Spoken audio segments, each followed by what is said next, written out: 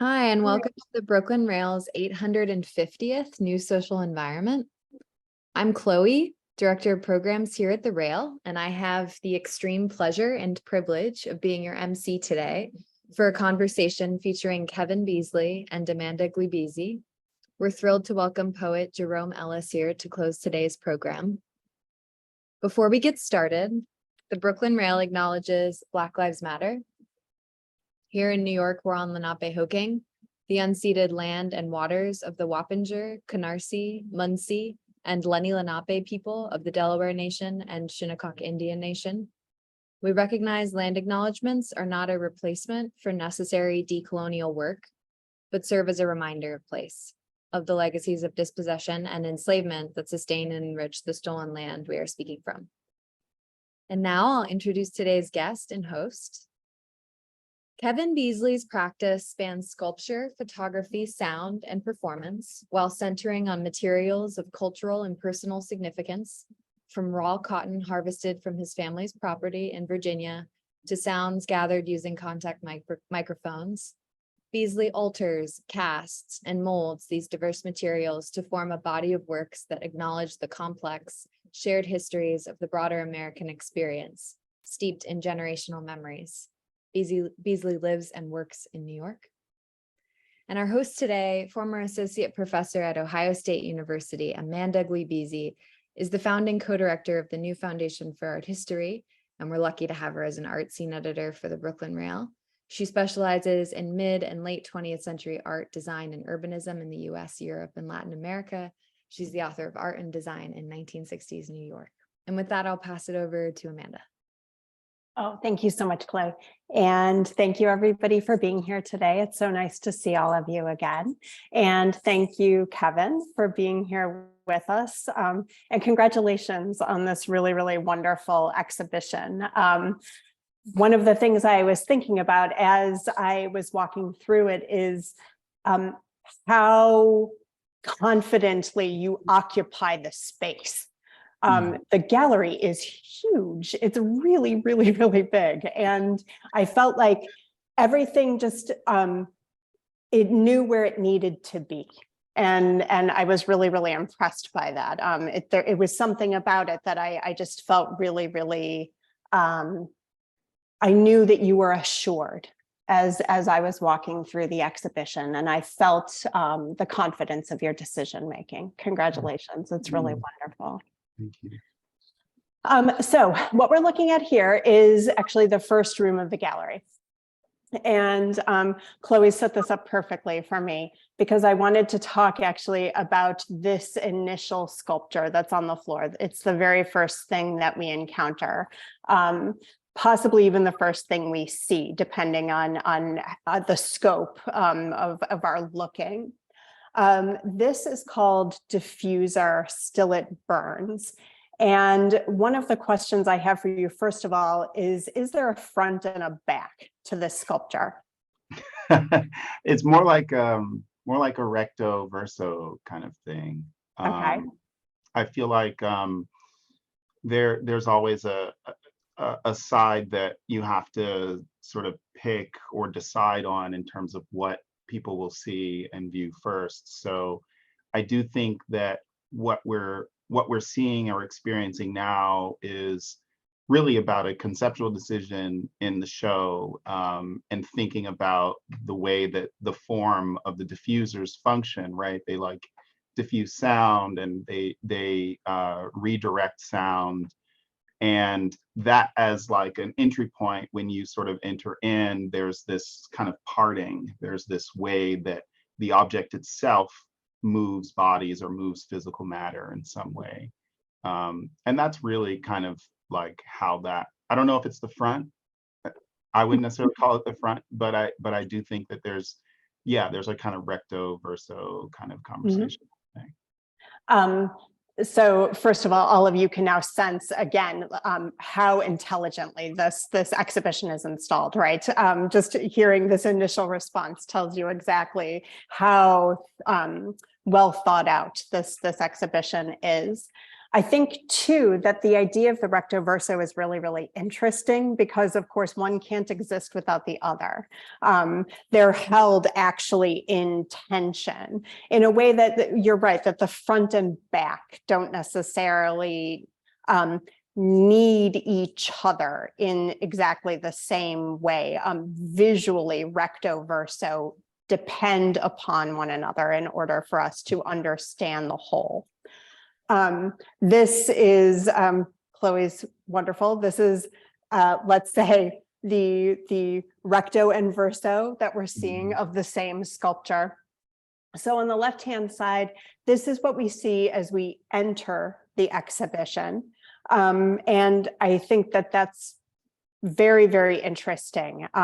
We could think about all sorts of ways that your work is engaging, for example, with the history of abstraction, as well as the history of mark making. I think we could think about something like I don't know, a Jasper Johns hashing, for example, is a really, really interesting way of thinking about the sculpture. Or we could also think about printmaking and the relationship of printmaking to sculpture.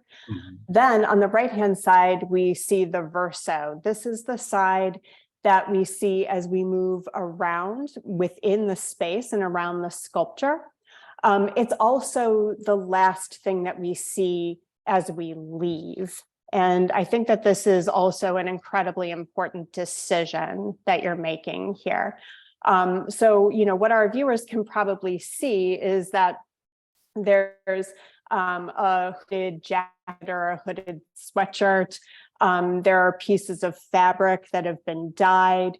There's also pieces of raw cotton that have been pulled that are kind of set within the sculpture and kind of serve as an intermediate backing before the resin that's on the solid side. But then there's also, Chloe, can you go back one?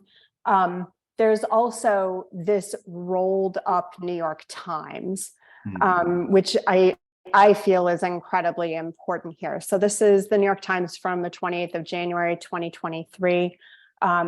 This is the coverage that the New York Times put on its front page about Tyree Nichols and the horrible way that he died at the hands of the police and the sadness of thinking about this horrible way that he called for his mom as he died. And everything seems to be kind of like coming out of that newspaper or being sucked into the newspaper, like it's a vortex or something like that.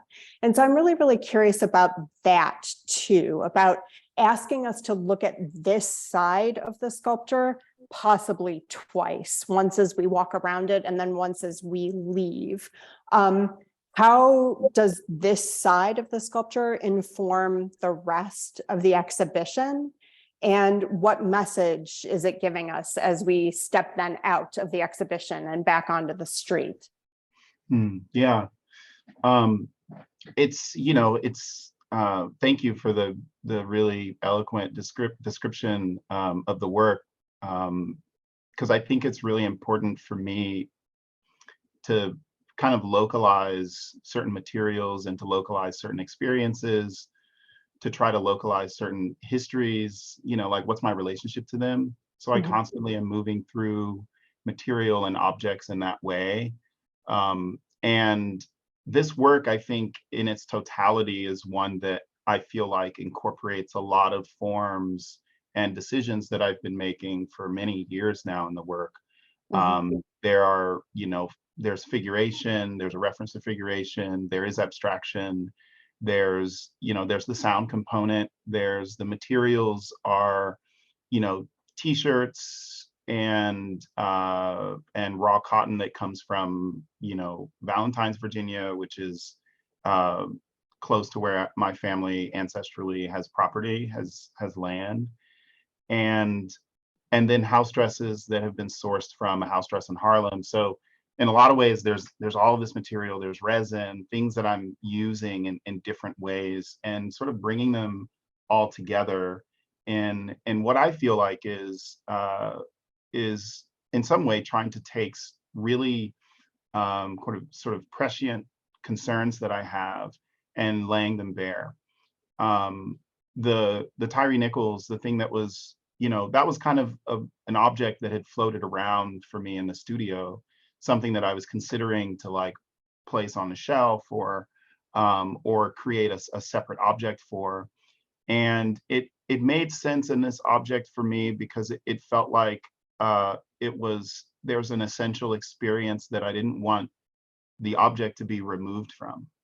The experience of, growing up in Harlem, or not me growing up in Harlem, but my family growing up in Harlem, being a young Black male trying to navigate the way that certain transgressions happen throughout your life, the way that they happen to family members, the way that they happen to, peers or friends or people that are within your community. And one thing that was interesting about the Tyree Nichols was Desert X did an exhibition. I think that must have been, I think that like just happened, or that was in the spring.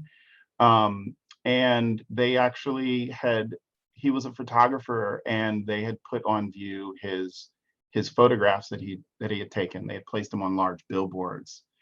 And I kind of like saw that as a really sort of remarkable decision curatorially, but also one as a sort of memorial, one that also does work in terms of like giving an artist a platform, someone who was very invested in a particular form and sharing their work. It's a shame that, his life was taken at such a young age. But I also think about like, as an artist, what you kind of leave behind becomes really important or really impactful. Mhm. So I felt like the Times was sort of a way that this experience or this thing had been mediated, or how I had been confronted, or how most of us are confronted with this kind of thing. But there's like real physical material, there's real physical things that are present in that. And there's a t-shirt that's kind of, plastered behind that is kind of a stock image of forest fires that were happening on the West Coast, and thinking about just the convergence of all of these things, and how one's reconciling that as we're moving through our daily lives. So I felt like this was a really, the show I think has a lot of anecdotes or a lot of things that I think you can chew on for a really long time. Mhm. And that's kind of what I was doing, is I was like, okay, there's just a lot of chewing, like there's a lot of, there's just a lot to happen. It's like, it's like asparagus or something. You're just like kind of just chewing on it. It's good for you, but you're like, dang, like, I got to get through this. And I think that having that as both an entry point and as something that you leave with felt important to me. I think that there could have been other objects that kind of operated as in another way, but I also feel like, you kind of make your decisions based on formally how these things fit in the space. Mhm. I mean, to my way of thinking, I actually think it's incredibly, incredibly important, not least because I feel like it works almost like as like a summa of all of the other works that are in the exhibition. Even thinking about just like references to the theater and performance here. The way that this orange fabric is kind of spilling out of the hooded garment. Obviously, this is referencing earlier works of yours, the ghosts, where you have this absent body, which still suggests that it might have occupied a garment. But also I'm thinking about like, in Shakespeare's time, how is blood represented? Like you would Right. pull out a piece of red cloth, right? And so like you're not actually having blood on stage. You're instead pulling out cloth in order to suggest something flowing from you. And so I felt like this was incredibly, incredibly important to be in that position. Also too, because it's about hip height. you know, give and take how tall you are. And so there too, like, it's not something you can trip over. Yeah. It's something that you do have to navigate. Continue. You know, unlike, for example, wedge, which, you know, is significantly shorter too. So, and so you have this way then that it is actually kind of informing the rest of the exhibition. As I wandered around the first gallery, I had a few questions about the pieces that are hanging on the walls. They, again, are using many of the same materials. So, you know, this is a good example of something that I'm thinking about here. So we have the house dresses, we have the raw cotton, they are pressed into the resin. There are also really, really beautiful feathers that occasionally make an appearance in some of the pieces. One of the things I noticed is that they seem to have frames. And so I was really interested in this. And this is a good example of it.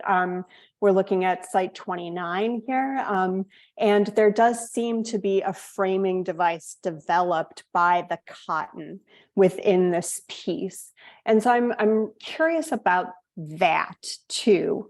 They are not framed, but they frame themselves. Right. And so I'm interested in the way that seems to function for you. Yeah. No, I'm like really excited about that. Because I feel like, you know, materially, these, for me, they operate, even though they're cast onto a really flat surface. For me, they're in close relationship to relief, or the sort of act of making a relief work. And because the material from the surface all the way through to the back of the work is all the same. It's all of one thing, and it's all melded, and these are actually casted in a box mold. There are aspects of their structure that become really apparent, that become evident in the work. And the structure for me isn't just about it's so much about the frame, but then it's also about how these objects or how these materials are integrated within themselves.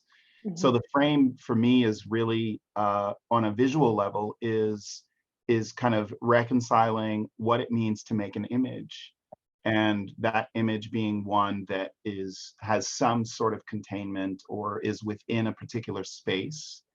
And that kind of focus then allows you to sort of understand what maybe the other what's coming out of it. Like, how do you build a relationship to, like, conceptually what these materials are doing?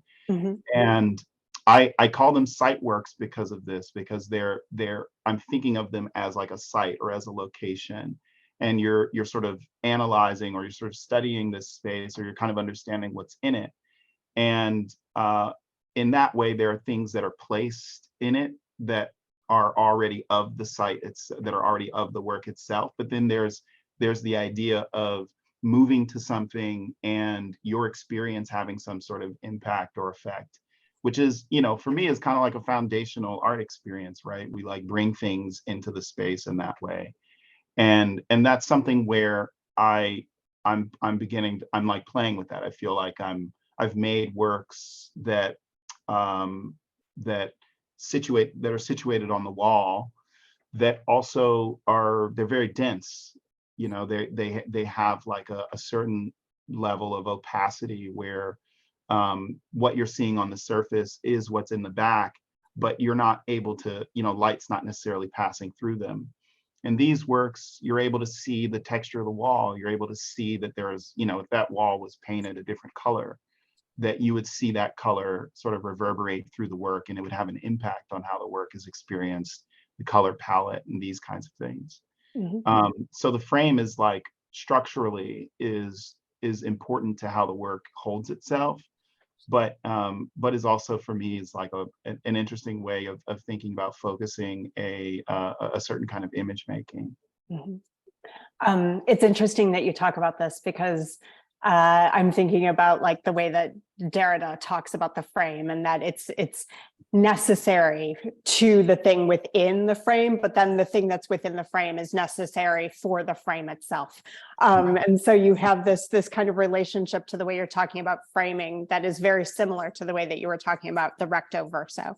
That even though these are made out of constituent parts, and we can even see the constituent parts, there is an integrated whole to that, and anything that would be pulled out would then become a huge problem, not just for the composition, but for the structure itself. Right. You called them reliefs, and I was really interested in this.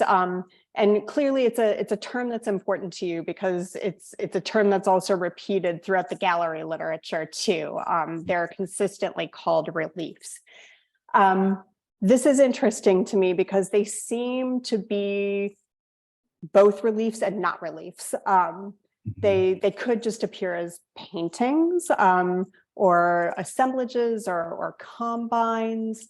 But then they also seem to engage with the two types of relief sculpture that we know of from art history, right? You can either have the additive relief where you start with a base and build up and out, or you have the subtractive relief where you start with the base and dig in. And your reliefs seem to be doing the same, both of those things at the same time. Because we're seeing the back, they wind up actually being both additive and subtractive simultaneously. So I don't know what else to say except and how. Tell us how you came up with this. Is amazing. Yeah, it's like making a relief and then never showing the side that you're looking at the whole time, because every work is made, kind of backwards. So like what you're seeing is the first layer that is laid down, which would be the base, would be the foundation, and then it's built up, and from there that then becomes what is situated against the wall. And I've made works in this process that have had like the kind of in the exhibition notes, they have the possibility of being shown in either direction. And those works would sit on the floor, and they would have special mounting brackets that would hold them against the wall. And those were, situated in that way. And I feel like what I'm interested in is engaging in a process that allows me to make things in a way that I'm sort of envisioning them, but also to kind of continue to experiment and continue to explore. It's like you have a kind of a kit of things, and they feel very foundational. So then you just start doing everything with them. That's kind of how this process is for me, is that it's really, the resin, just like very sort of quickly, the resin is a 2-part resin, and I'm mixing it, and then I'm basically laundering all of the material in the resin, straining everything out, and then laying it out and building the compositions in that way. Sometimes there's pores. So in this work, Meadow 5, that work is, there's resin that's pigmented and colored, and I have like palettes that I go by, and I end up, pour multiple colors, and you get mixes, and then you add material, and you sort of build up the you build up the layers, and then the works get prepared. And these specifically, they get prepared to go on the wall. But oftentimes we kind of stand them up in the studio, and we like look at them both sides, and you see the light, and they function as physical objects in that way. So I don't think that hanging something on the wall immediately constitutes a painting. So it's really like I have like a little pushback, to painting as the only kind of like image-based process that we can engage in as artists. Yeah. I think someone like Rauschenberg would totally have agreed with you about that, right? I mean, Why else do you need a bald eagle attached Right. to your canvas, right? If you're only interested in just the surface of the canvas. It is interesting though to think about your use of resin, because it does let light permeate in a way that light may not necessarily permeate other relief sculptures. Right. Some do, of course. Relief sculptures can cast shadows, just like sculptures in the round can. But not every relief sculpture is made of transparent material or translucent material. And so in that respect, actually, it almost seems like you're engaging with an idea of like the way that light might enter the layers of oil paint. You know, and when we talk about like a master of oil paint, you know, the way that layers are put on, the light actually like reverberates within the layers. Yeah, right. And I felt like I was seeing this in some of your reliefs too, which, you know, are clearly sculptural, but also do clearly seem to at least challenge the idea of painting. Yeah, right. Yeah. Yeah, and it gets interesting. I mean, we can talk about it later too, because you know there becomes a point in the process where I'm very specifically using brushes, Mhm. changing the consistency of the resin in order to to kind of alter or engage with different different kinds of mark making. Mhm. Um, yeah. Yeah, if you're able to go and see Kevin's show, one of the things that's really wonderful about it is that it's so beautifully replays close looking. You know, you can stand far away from the works and really appreciate them, but as you get closer and closer, not only do you get to see the constituent parts, but you actually get to see almost like the ripples of the medium, and the way that he is actually manipulating it. And so it's a really, really wonderful way of repaying your viewer their attention, which I Mm, deeply, deeply appreciate. mm. Um, Chloe is resting on this because as we know from our earlier conversation, she's clearly obsessed with, um, which how could we not be, right? So tell us about this piece, and how you feel that it works with the rest of the pieces. Chloe can show us other images of this. This is a sculpture in the round. So Yeah. here we go. So this is a sculpture that you can fully walk around, and in the gallery space, you actually can walk around it. So it is not relief. So can you talk about this a little bit? Yeah. So this feels like for me is a really complex object that I had ideas for not like a really, really long time, because sometimes, it's like it's multiple years, or like this exhibition, I think is really specific around having like decades of work or decades of kind of thoughts and ideas kind of turn up in something. And I would say that this work is um from an historical reference point, like, yeah, like this spans a really long time for me, but it's really kind of a convergence of, you know, wanting to like visually see something happen, and that that sort of like visual image for me kind of bringing a lot of different histories and thoughts in one place. And this specifically was something where I was like, oh, I'm, there's this interview with Malcolm X where he's asked about progress, and maybe you've seen it circulate. I think it's on YouTube and certain social media outlets. Um, but he's being asked about the notion of progress and how, do you think there's progress in America, really specifically? And he's like very determined, and he says no. He's like, there's no progress. You can stick a knife in my back 9 inches and pull it out 6 inches, and that's not progress. Progress is removing the knife and beginning to heal the wound. And you know the current kind of system and structure that we're in now doesn't necessarily even acknowledge that the knife is even there.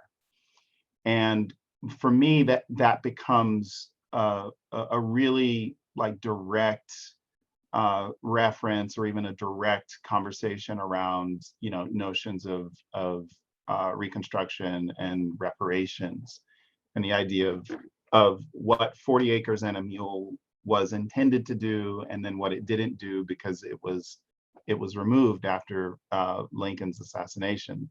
So like, for me, there's a very clear but also very complex reconciling with you know, systemic racism, structural disadvantages, and how one can gauge progress, if it's even possible.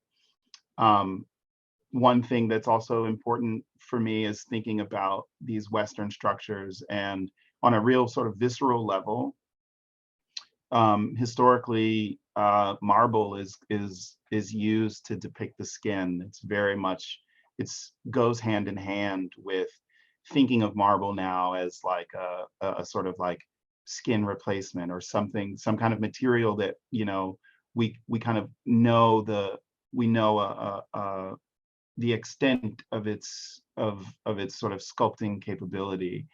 And for me, that sort of fleshiness felt like it felt like something I could pierce, or something that could be the subject of this kind of act, or this thing.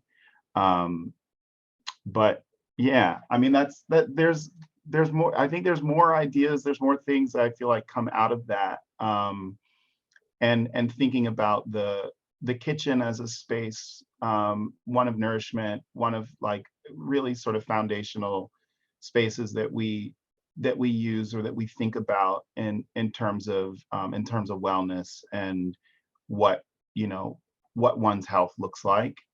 And that's kind of the template, that's kind of the foundation for this work. Mhm.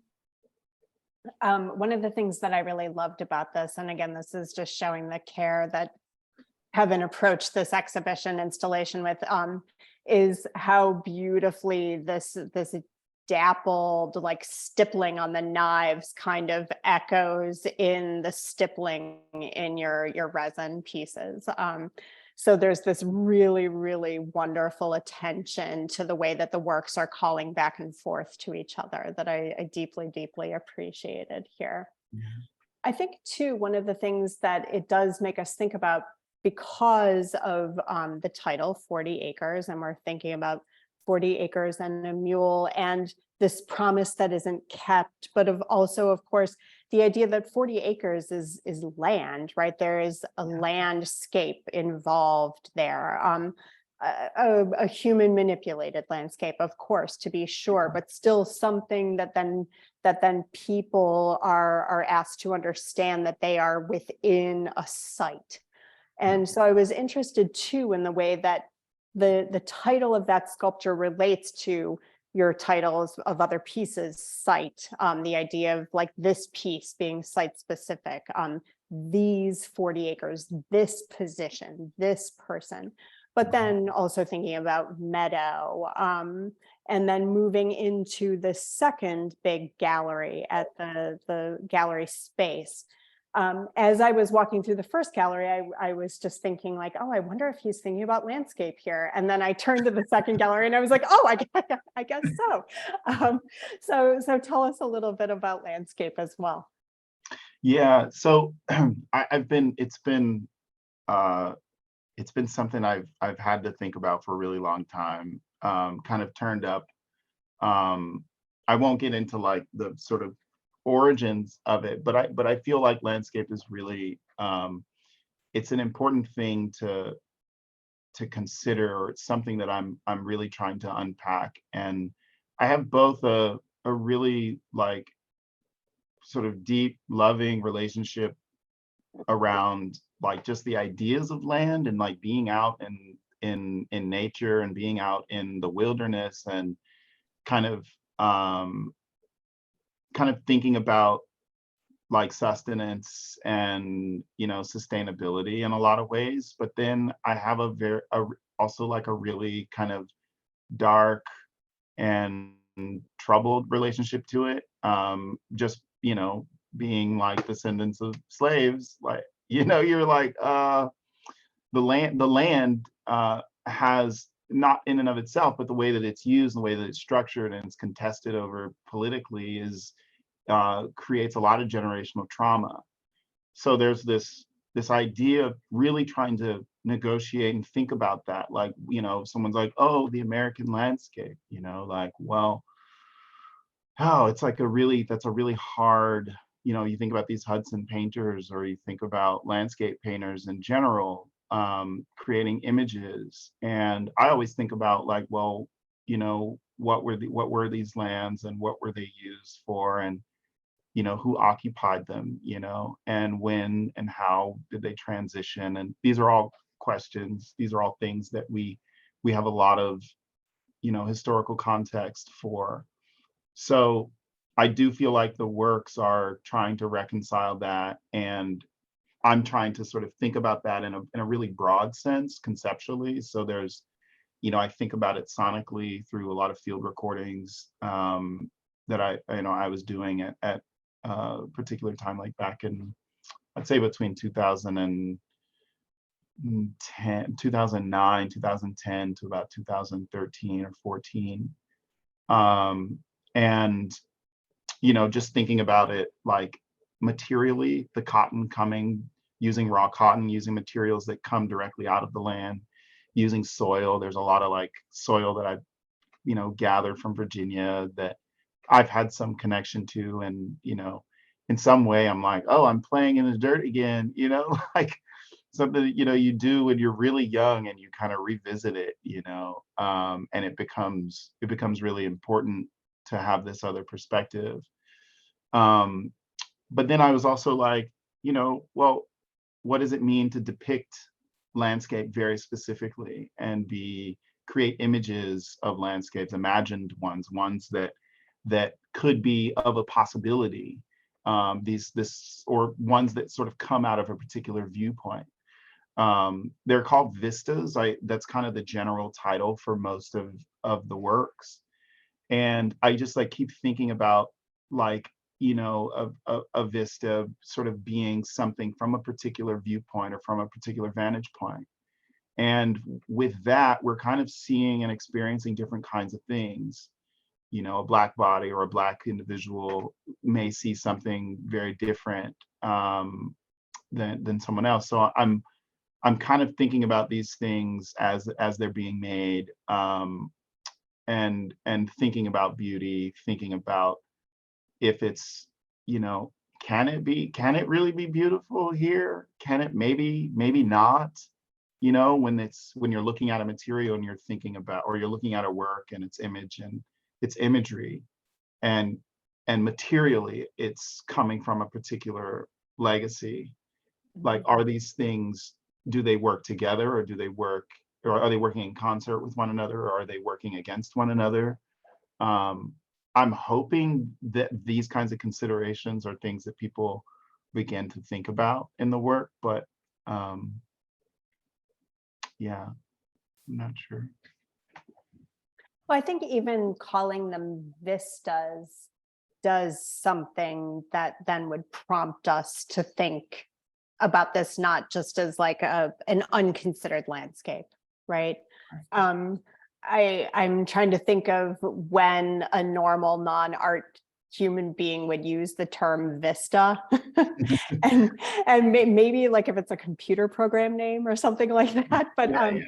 but we are the ones who use that term, right? And so there is a way to think about even the way that we would discuss landscape as then thinking about it as mediated, as problematized, as something that has been acted upon by humans, and therefore is also then something that humans would assume we have to set up to appreciate. A deer appreciates a vista in a totally different way from the way we appreciate a vista, right? Not least because we assume that we might have ownership over it. So there is something, I don't know, there's something about even just the way that we would talk about it that does do, I think, at least at the beginning of what you're thinking about. Mhm. As Chloe is going through these, one of the things I wanted to ask you, just for the non-artists amongst us, myself included, what is a Sharpie transfer? So it's just like a specific part of the process. This is actually like kind of close to printmaking, but basically what I'm doing is I have a layer of plastic that I cast onto, or vinyl in some instances. And I create a drawing with Sharpie directly onto the plastic, and then cast into it. And then after everything cures, remove the work, and then the drawing literally transfers from the plastic to the actual piece itself. So it does, while it sits on the surface, because the resin it's a casting wet process, it heats up and it activates the Sharpie. And sometimes the Sharpie gets erased. Sometimes I'm like working and I'm like, oh no, I'm losing the drawing. Um, so, but in a lot of instances, the drawing remains intact and it gets sort of extracted off of the surface of the plastic. Um, it's kind of like a monotype, I think.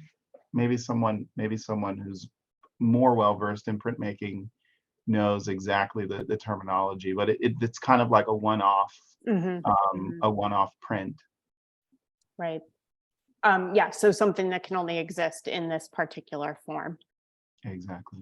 Yeah. One of the things that was interesting to me about these, especially having gone through the first room. So the first room, we can see so much of your process.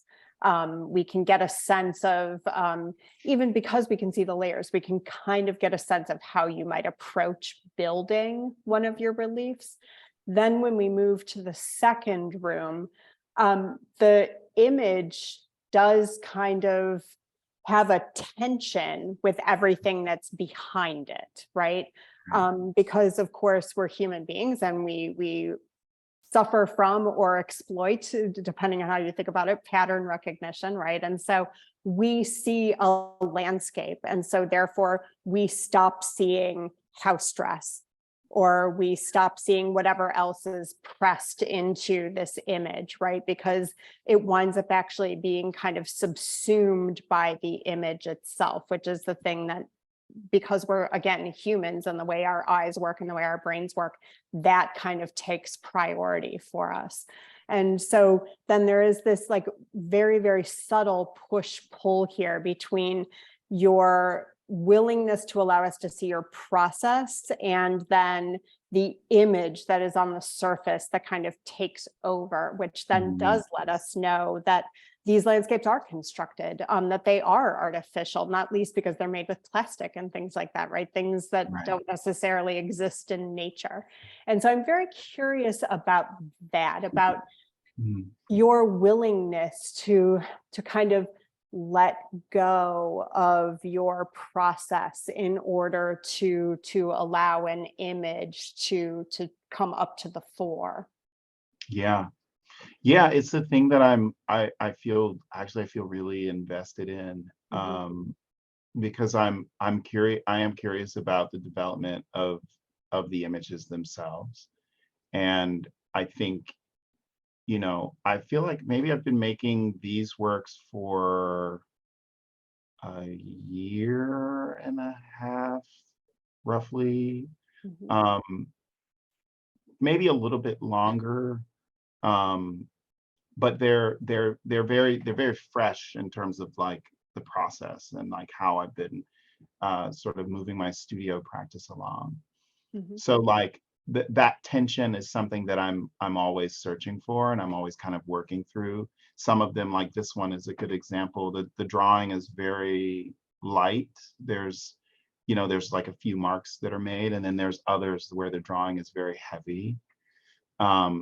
And then there's some of them where there's no t-shirts, no house dresses.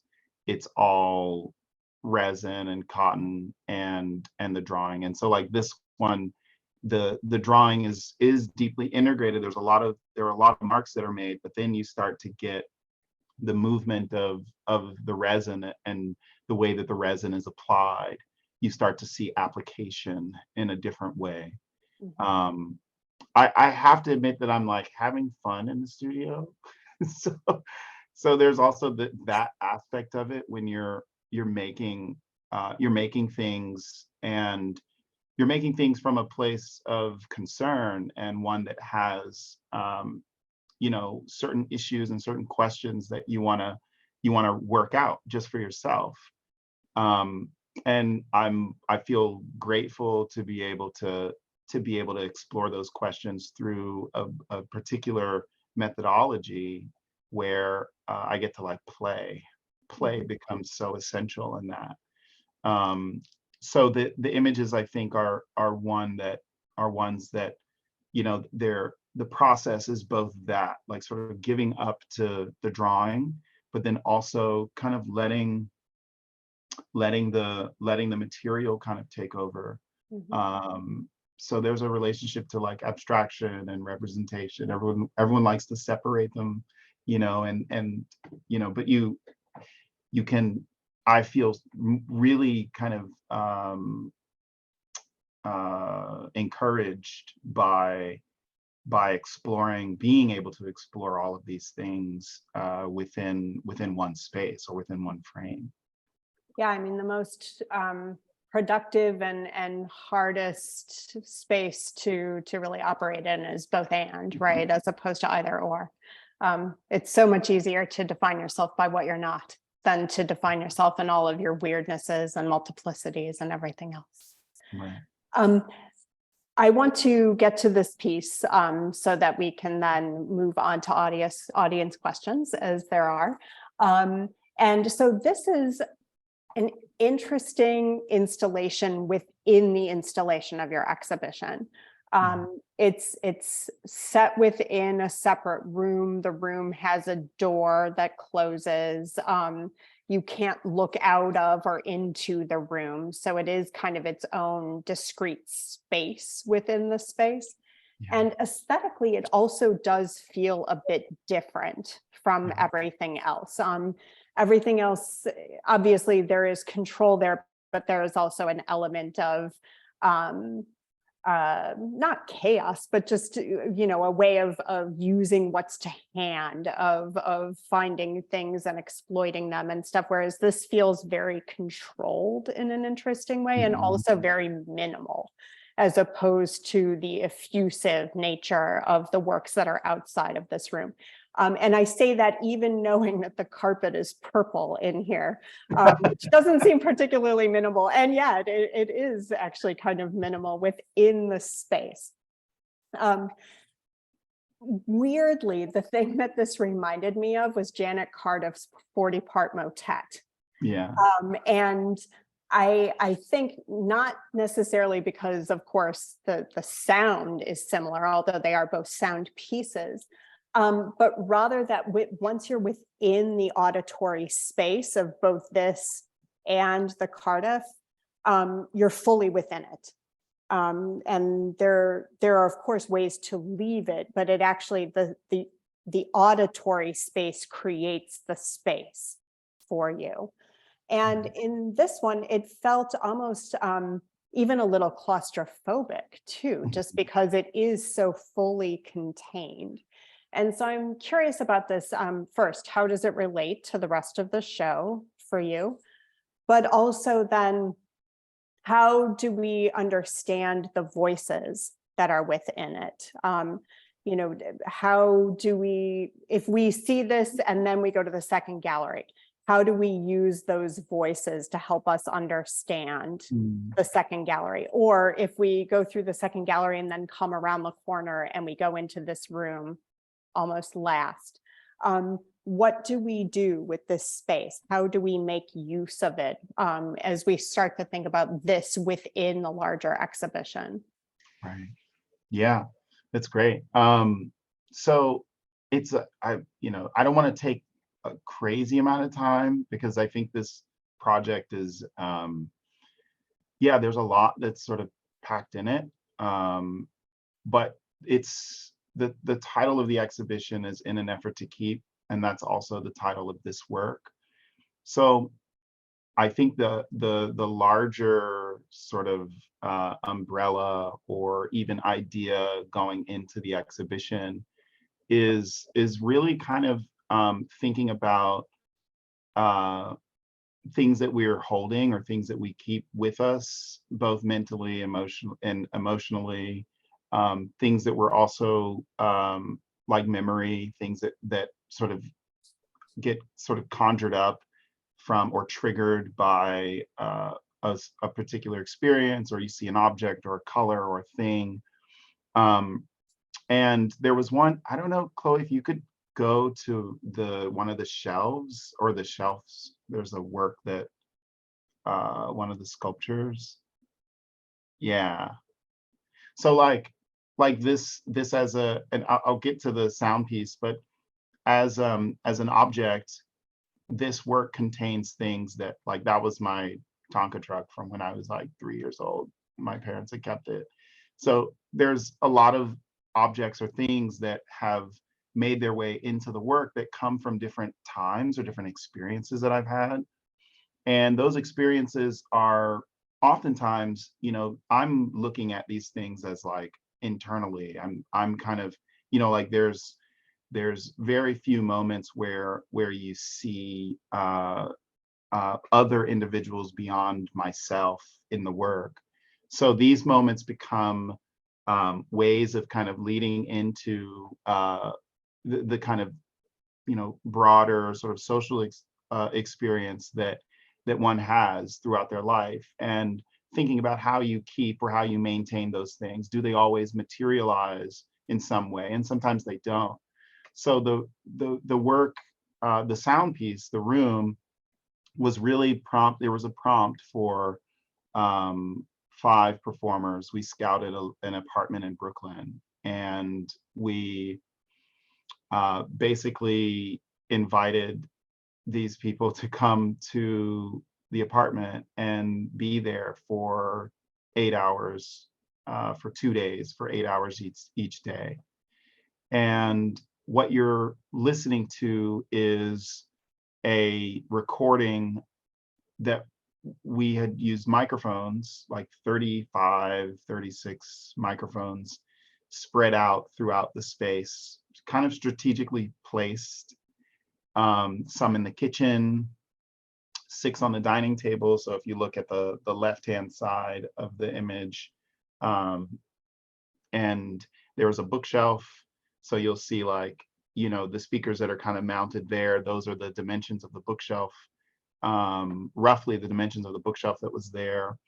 In front of those bookshelves, the sort of natural colored speakers, there was a piano.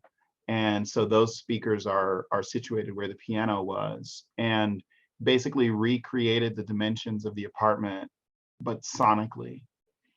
And I'm saying 5, but there were also more people that were invoked, people that come up in conversation, people that call in.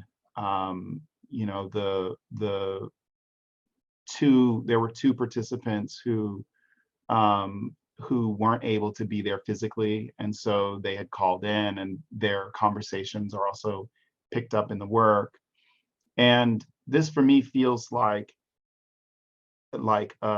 in some way maybe a gateway into thinking about a broader landscape, and having a moment to sort of zero in. All of the participants were Black, and thinking about their experiences in some way, and how those things get invoked, or how they get talked about or discussed. So there are a lot of like intimate moments in this space, just as from a listening standpoint, like what you have access to or what you hear people talk about. But then you're also like you're not in the conversation. You're in the room, and you're kind of experiencing it almost as like as a voyeur, or as like a fly on the wall. And in that way, there's, you know, the audience is understood. We knew that there would be people there, but your kind of like personal experience is not in consideration. And that's something that I felt like was important, as a work, as one that sort of situates a place that you have access to. Where do you feel connected, and where do you not? And were the participants of this given prompts then to address, or was it just kind of they were invited to the space and then left to their own devices? Yeah, there were prompts, Okay. and the prompts were like, you know, like eat some chips, you know, make a phone call. Okay. I feel like I have a list of things, but I don't know if I don't know if I can pull it up. Um, oh yeah, well, yeah, I'll read like a little. Can I read just like a little bit of it? Right. Please. Yeah, we would love that. Thank you. Um, get groceries, cook breakfast, cook brunch, cook lunch, make a sandwich, make a soup, share a soup, eat some chips, take a moment, chew, drink some water, open a Coke, taste the Coke, ew, flat, pour out the Coke, spill the Coke, clean it up, break a glass, talk about it, laugh about it, tell someone about it, mix something up, drink something else, consume something else, a book, a podcast, a record, a note, or a letter. Sort the letters, open the letter, read the letter, shred the letter, crumple the bill, complain about the bill, but pay that damn bill. Your ass ain't free. Do whatever you want though. Leave, come back, leave again. Make a phone call, pick your daughter up, get a coffee, meet your partner, invite them over, introduce them to everyone, dismiss them or not. Call your mother, take a message for someone, take a cigarette break, get yelled at. What does that require? Remember that book, go read it, get asked about it, talk about it, charge your phone, get a text message, gossip to hell, but be productive. Do the dishes, some by hand, the rest in the washer. Run it, feel good, stretch it out, put those earbuds in, hum that tune. Sounds good though. A cough here and there, sneeze, rub the flour off your shirt, your pants, your apron, pull some knives out.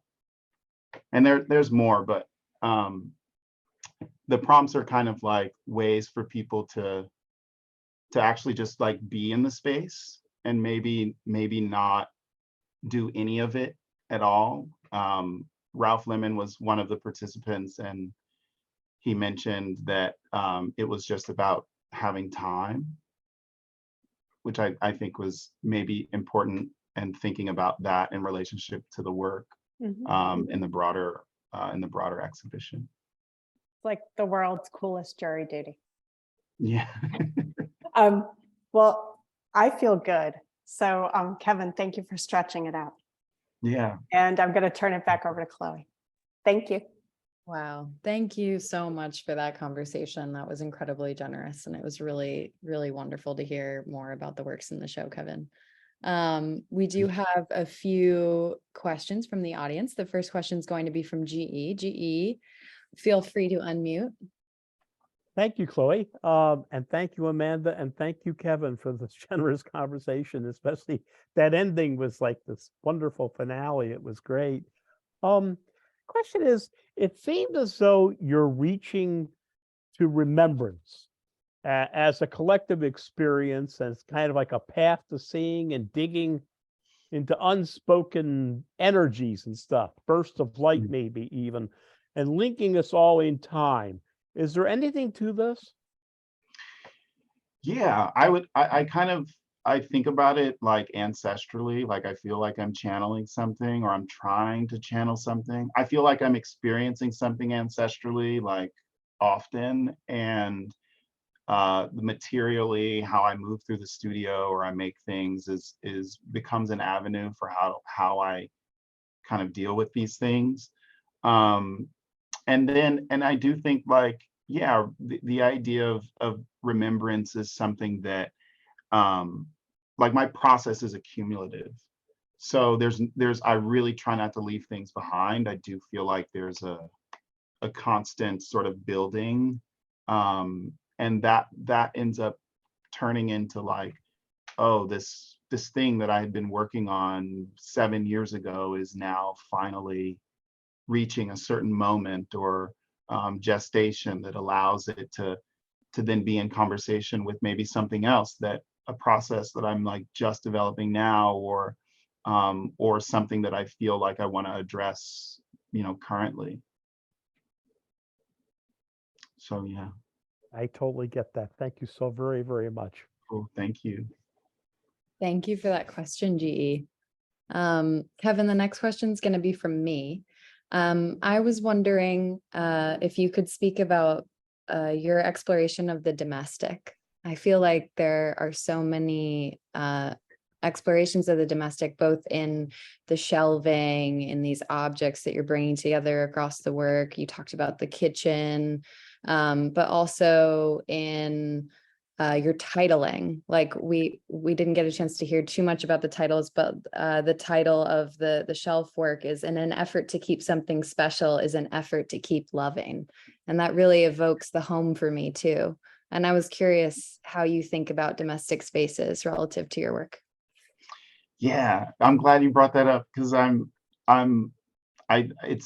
it feels very like foundational in the work and just in the way that we move, like I don't, yeah, there's a lot that I think stems out of our, very sort of private personal space. One that is, contains our, objects of affection, people that we really care about, either living with us or that we bring into our home. These things are like, it's like the foundation for how to sort of navigate is kind of making a home, or making a really like good home in some way, like and that for that, I think that the sort of essence of that being carried out through what you could call the work, or you could call the interaction, or the spaces where we meet other people, as a foundation. I think there then becomes a certain consideration of care. And like, I was just like talking about someone, I'm not that like, I was like, oh, well, they don't necessarily move with kindness. There's not necessarily that's not how they like, you don't get that sense that they move that way. So it kind of feels like you're there domestically, there's something that could be amiss, or there's something that needs to be addressed, or something that needs to be taken care of. And I think that like, yeah, like furniture becomes very indicative of that, but it's like how you care for the furniture, or how you like treat that as a thing, or how you use that thing in your space is really unique and particular to each individual. So the idea of sort of using the domestic, or thinking about the domestic as a fruitful space to work out of, I think becomes important in the exhibition. Like, structuring, it's like the armoire, like having this armoire filled with, hangers and clothing and things. And it's like, we all got that like closet or that corner, and like, we're sorting it out, we may not be where we want to be in that way, but it is a process as well. It's so true. So many hangers. I feel like you also achieved it too, maybe unknowingly, in the way you kept the doors on the room with sound. When I went to open the door and I heard people talking, I thought I wasn't supposed to go in. I thought that someone was in there having a conversation privately. And it took going back and reopening the door. And it really had a feeling of someone being in a room in a house, talking. So yeah, thank you very much for answering my question. The last question is going to be from our publisher and artistic director, Fong. Fong, I'll give you. Hey, Fong. Hey, Kevin. Hi. I like your, trim beer. Used to be such a full beer. Yeah, right. Took me forever to I make that clean up perfect. sometimes, I try. So listen, I don't know if I had a chance to talk. First of all, congratulations on the show. Just saw the other day. It was fantastic.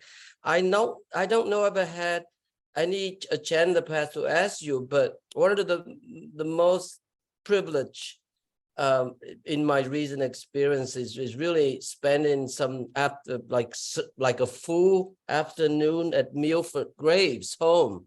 Oh, wow. Jamaica, and that was so fantastic to spend that time with Milford, who I met through Jonas Makers and John Yoon and our other friends. But thinking about him, something that triggered me the first time I saw your work, when you first moved here, actually, when you have that space in was it near the cab driver? Yeah, right. It was on like 41st or something. 45th, exactly below Yeah. the bridge, remember?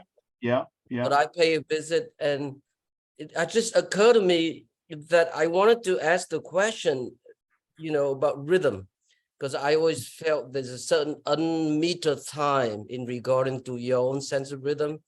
Yeah. In the Delta blues, some of them, be it Bob, Tom, Ron, someone like maybe Booker White, maybe someone even more intense, like Skip Jane, for example, what they call broken rhythm, it's an unmetered time. They create their own condition of rhythm.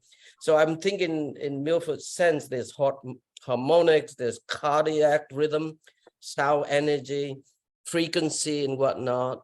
And I'm thinking about, of course, the issue of healing. Right. You were talking about ancestral memory, thinking, channeling that history. And what about the issue of healing? Because, that's so important to some of these people I mentioned. So I wonder whether you can elaborate more a little bit on that. Right. Well, I feel like it's something that I think when I'm talking about this kind of ancestral sort of experience, or really kind of like thinking about my ancestors, like just in my immediate life, like, oh, like my great grandmother or like my great great great great grandfather, and thinking about how in some way the kind of living conditions or the way that they navigate the being able to raise a family. So like, for instance, the land that is in my family's possession was property that we had acquired, that my great great great grandfather acquired in like 1929 or 1927. And thinking about having land for almost 100 years as a Black family in the South is kind of remarkable in some way. But I think about that as the source of people trying to constantly heal and trying to deal with an unwanted onslaught of discrimination and difficulty and adversity, even as black farmers. So I think like it's something that's kind of centered in how I'm approaching everything. So the act of healing becomes one that's about that level of consideration and how you move or how you deal with people or how you use language or how you converse with people.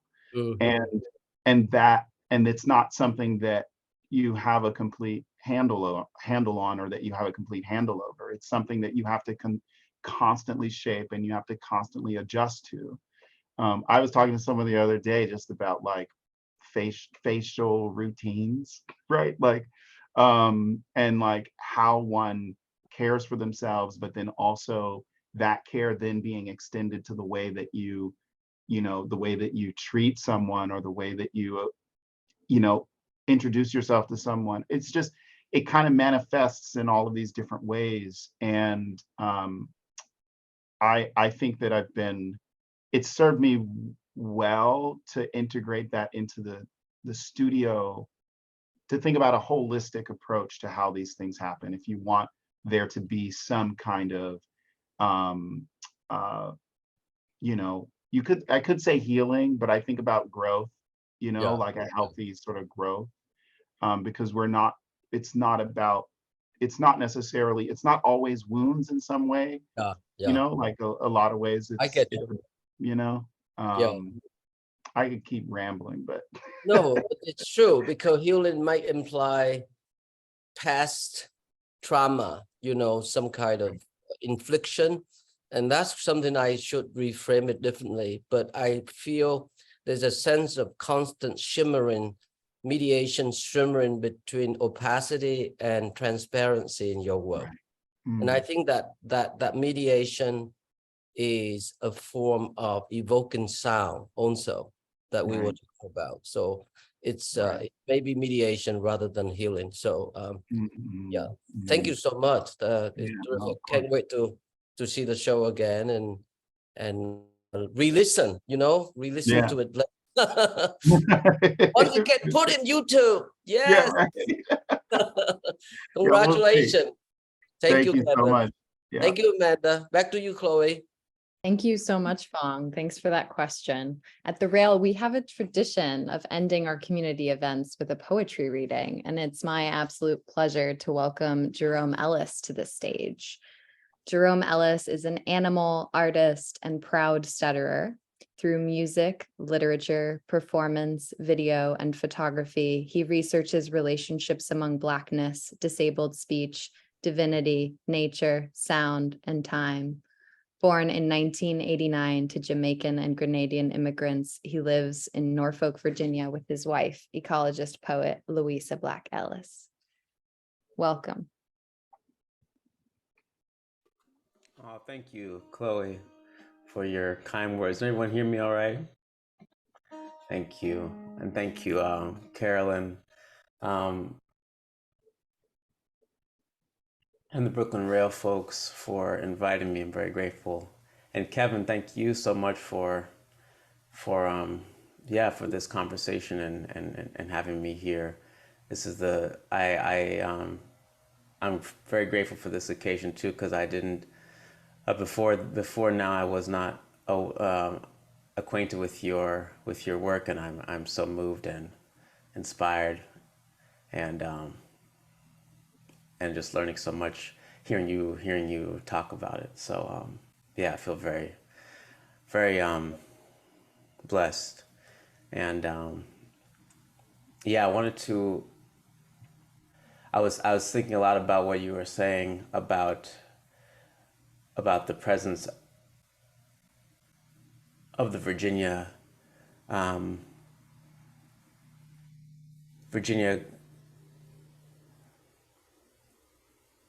a cotton in the works, a Kevin, and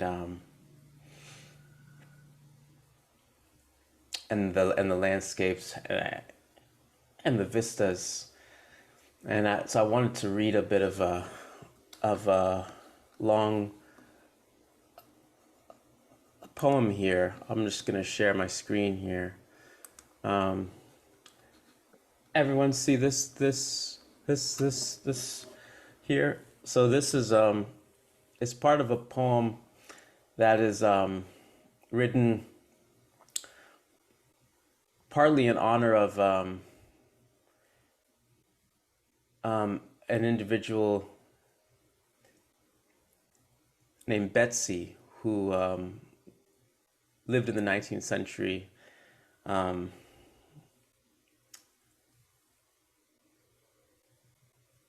Historical records say that she was living around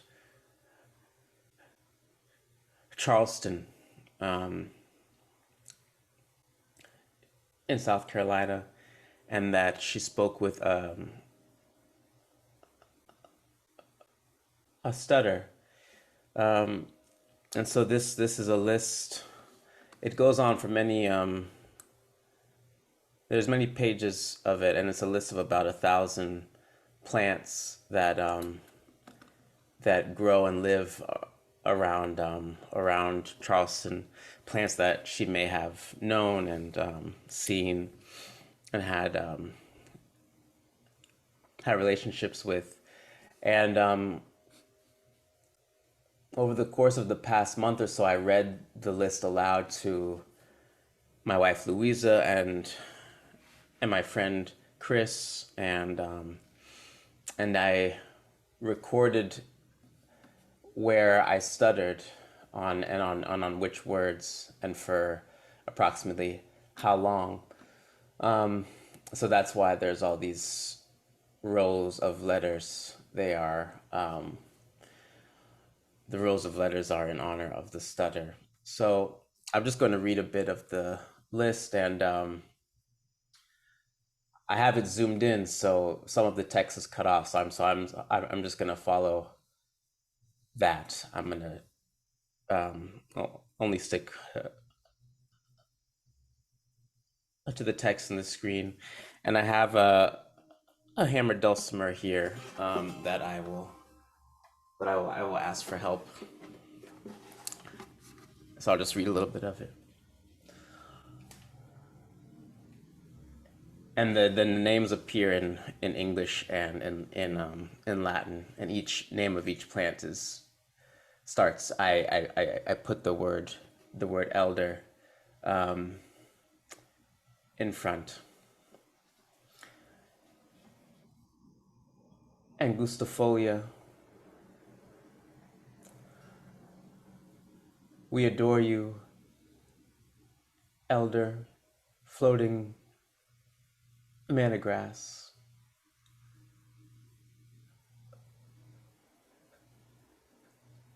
Glyceria septentrionalis. We belong to you, elder seacoast, marsh, elder, Iva, Imbrica. We venerate you, elder carpet,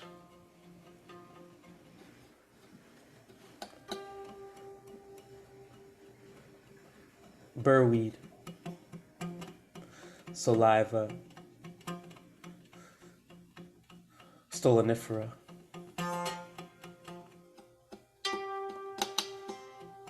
We belong, you, elder two-leaf, water milfoil, myriophyllum,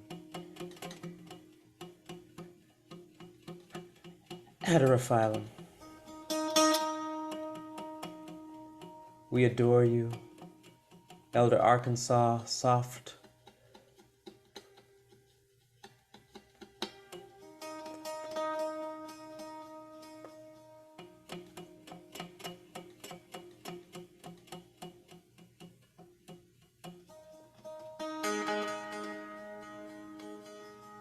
Pinus echinata. We love you, elder primrose-leaved violet, viola,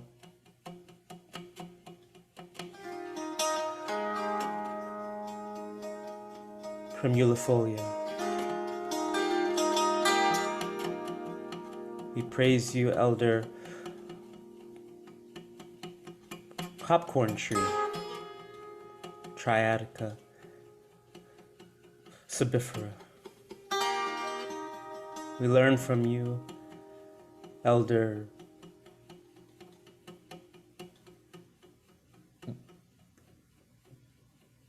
beautyberry,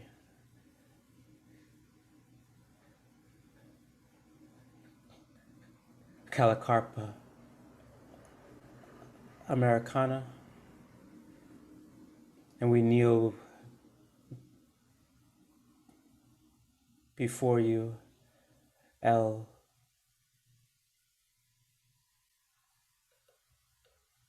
Venus flytrap, Dionea muscipula. I'll stop there. And thank you all. And thank you for having me. Wow, thank you so, so much, Jerome. That was amazing. Thank you. Thank you so, so, so much. And of course, thank you again to Kevin. Thank you to Amanda. Thank you to all of you. Thank you as well to Sophia and Ketter at Casey Kaplan, who were so supportive in preparing for today's event. We'd also, of course, like to thank the Terra Foundation for American Art, who sponsor our NSE and make daily conversations like this one possible, and for their support of our archive, which you can view on the Rail's YouTube channel.